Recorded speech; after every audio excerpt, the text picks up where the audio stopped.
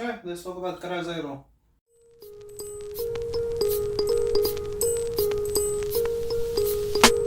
So, my mom just got me a new chair because, like,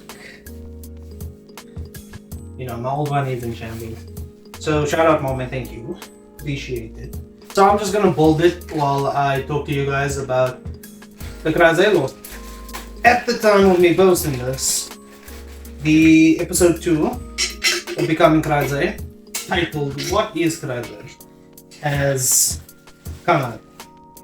And I just touched on oh dang. Okay, sorry. I just touched on a few things that, you know, make up the crew, the amount of members, what they represent, a little tease for the lore. But yeah, I just want to talk more on that, just in a less professional manner. Well, the making of the KRYZAE lore. It came down to what I wanted, or how I felt the characters should be represented. And while there's been there's been quite a few shows in my life, but two very specific shows that I think influenced me the most in the creation of KRYZAE. That was Ninjago and Avatar: The Lost Airbender. They have, you know, these elements and its elemental symbols, and I like the idea of certain, you know, characters being represented by certain elements, you know. But I kind of want to like put my own little spin on it. So you get like KRYON, which is the leader, Inten. And you know, the whole point behind him is that, you know, he's the first ignition point. But in the overall story of KRYZAE, he is the divine fragment of passion and love, you know, these softer things, where fire is usually seen as destructive, you know. But it also, if you look at it throughout history, fire has been kind of our source of creation, you know. It's what allows us to melt down metals so that we can use metals. And honestly, back in the early times of human beings, fire was what, you know, kept our population alive. It sounds crazy, but a lot of historians talk about how if you were to step outside of the fire, you know, the ring of fire at night, then, well, it would be your death, because a lot of the predators that would be preying on us would be preying there at night, and we wouldn't be able to do anything about that. So the idea of fire being the fragment of love and peace and passion, you know, it's comes back to that burning passion idea, you know. So yeah, that's kind of why. And the first ignition point, like, the idea sparked from me, and the idea of KRYON being the first ignition just makes the most sense. Then there's the rival.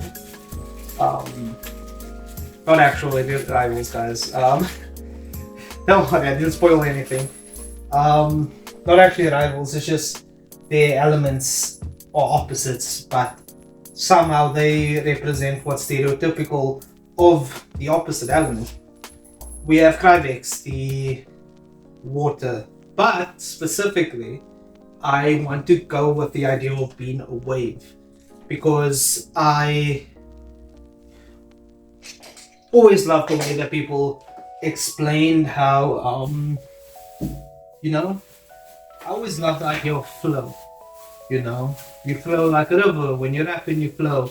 And the idea of the rapper being a wave, you know, he's not just flowing, he's crashing down, and, you know, he's kind of harsh almost, you know. And that's the truth with waves, you know. If you're not careful, the current can pull you in, and it can be quite dangerous actually if you think, ooh.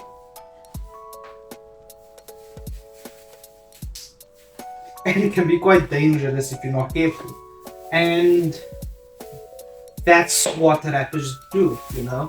If you have like a vocal focused song and a rapper just comes crashing in, you know. They pull you in and you don't even realize it. And, you know, that makes the most sense for a rapper. And I love that idea. And that's why the idea for the wave as, you know, being the rapper makes the most sense.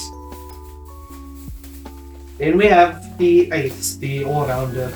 And, I mean, yes, obviously, any good K-pop group has the whole group be, you know, all-rounders and good at everything, because yes, it's a very competitive industry. You kind of have to be good at everything in order to succeed. So, but anyways, going back, the all-rounder, the Ace, I came up with my own thing about him. So his name is KRYON, and he's represented by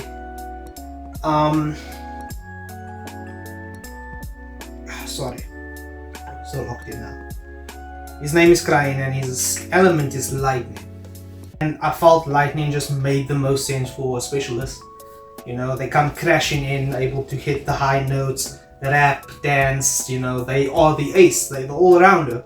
So, you know, a striking specialist, a lightning bolt, it just made sense. And if you look at Avatar, The Last Airbender, lightning is often an offshoot of fire, you know, and that's kind of also what I went with KRYON, you know, with the idea of him being a sub leader, you know, it's like second in charge, like a pirate captain's first mate, or a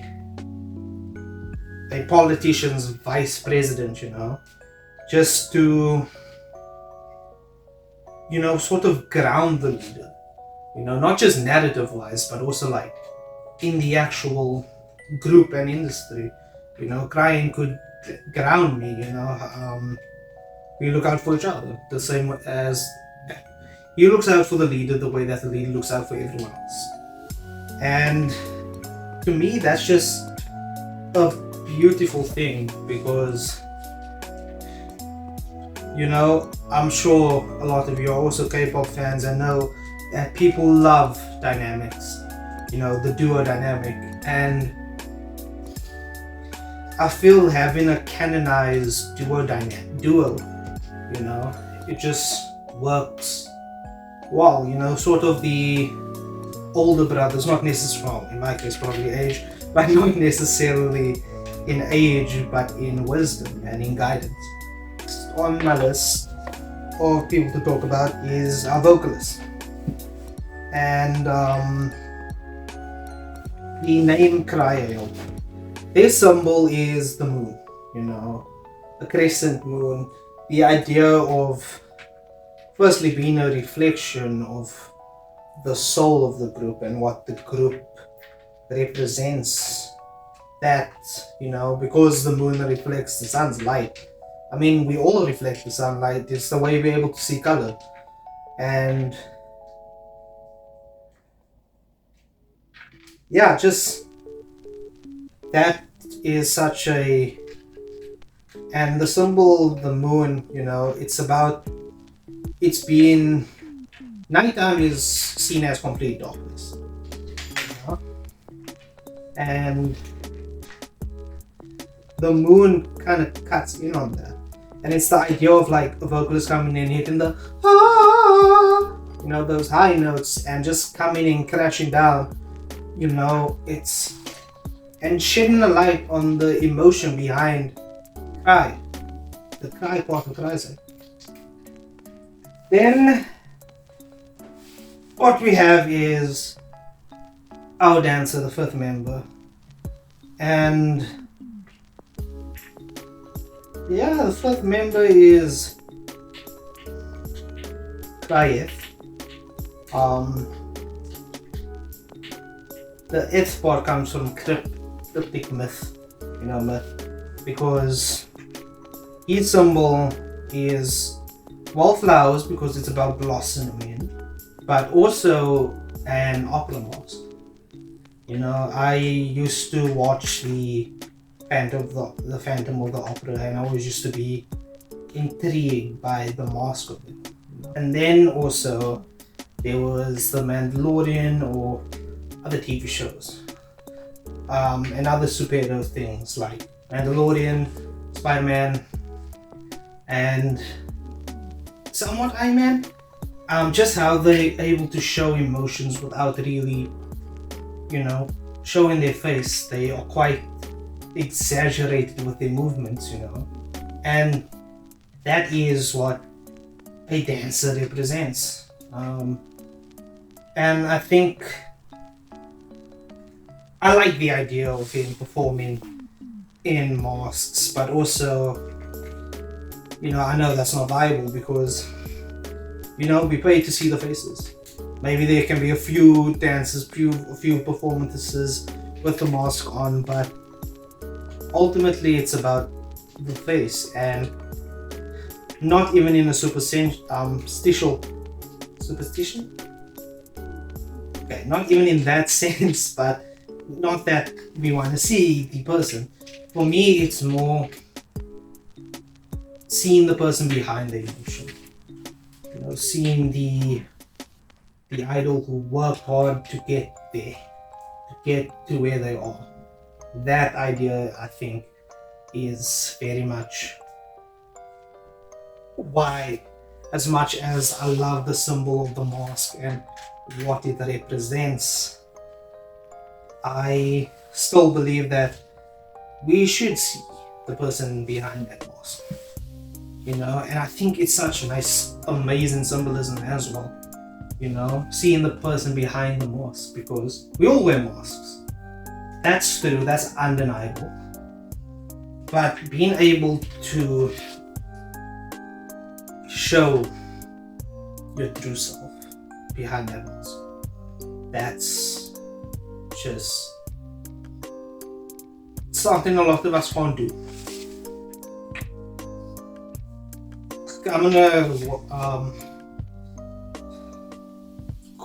pull for a little bit, and then I'll get back to you guys.